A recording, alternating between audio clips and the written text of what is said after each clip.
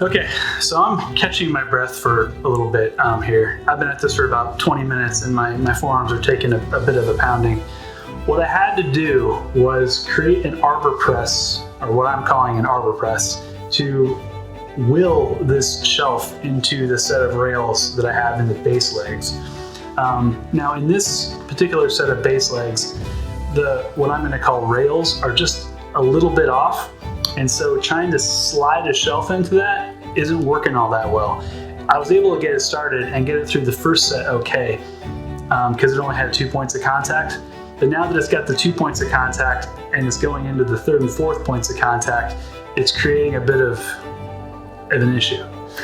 So the way I combated that was I put this down on the workbench so that it had a free run through the bottom, and I affixed 2 clamps to the edges on the top of that shelf, and then put the bottom of the clamp onto the bottom of my workbench. The theory here is that it's going to be able to push as I squeeze and tighten the screws. It's actually just going to push the shelf down through it, and it's working pretty well. It's scary sounding. There's some cracking and some whining and some rubbing that don't make me feel good about this, but I really don't know what else I can do here. I don't think sanding the rails is going to work because you still have that twist issue.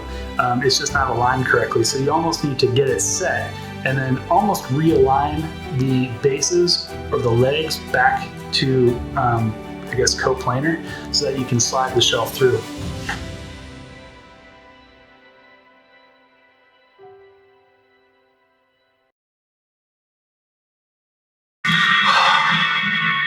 This is unreal. I feel like Popeye. It's like...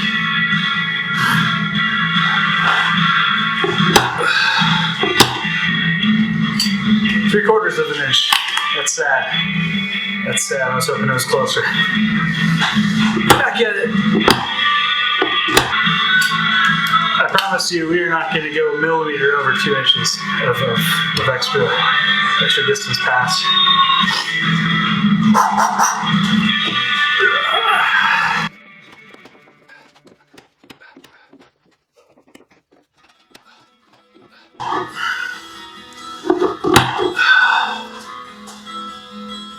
But then every once in a while, life throws you a bone and they start playing Survivor in the background, and you get that, like, you know, Jonathan Hughes movie Second Wind. You also start getting blisters, so it nets out, I guess.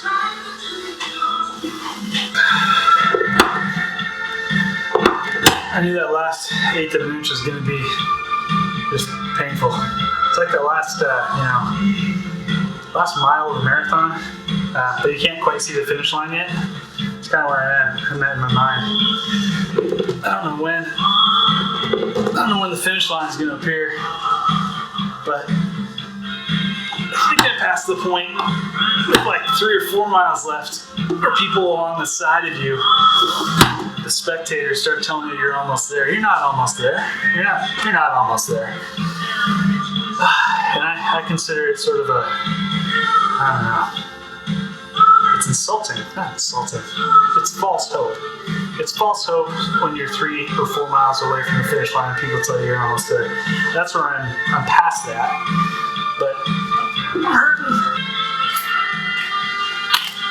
Victory. Now when I take these off, I'm sure this thing is going to just split in half. But hey, we'll see, I guess.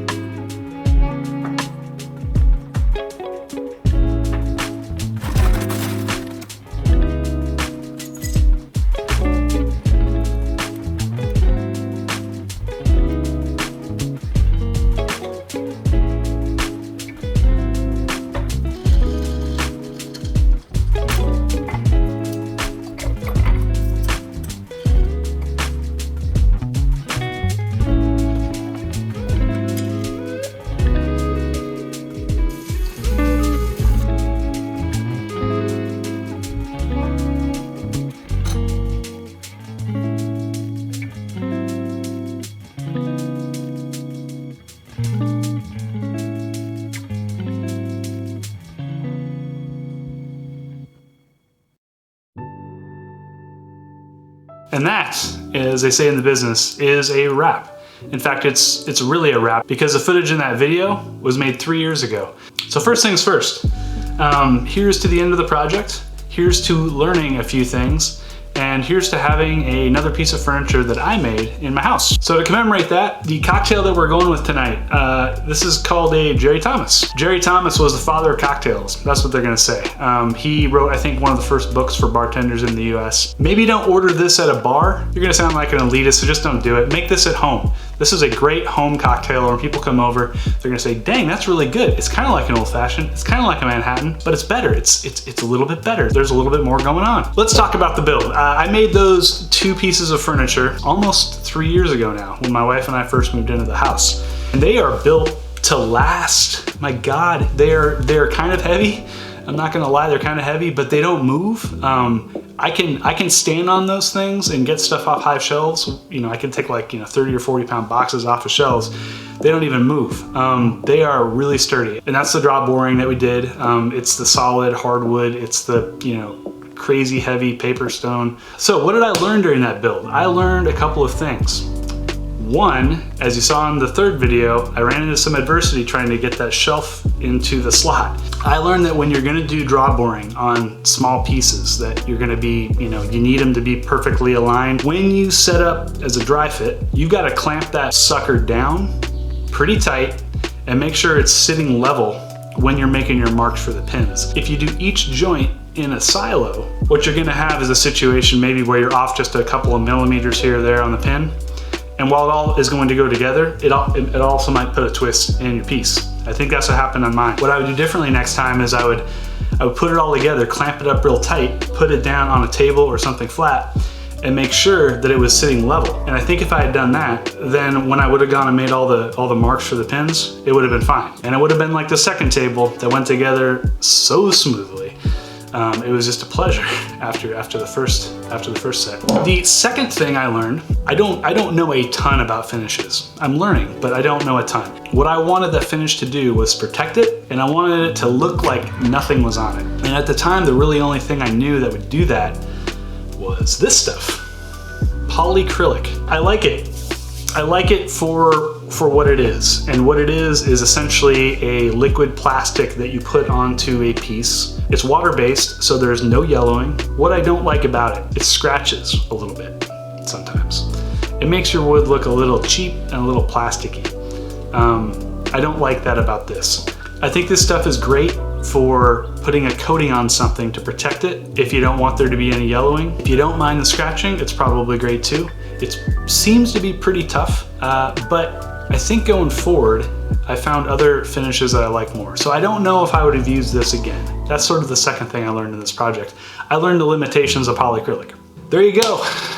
That's the end of the project. First set of videos in the book. It's kind of fun. Be gentle.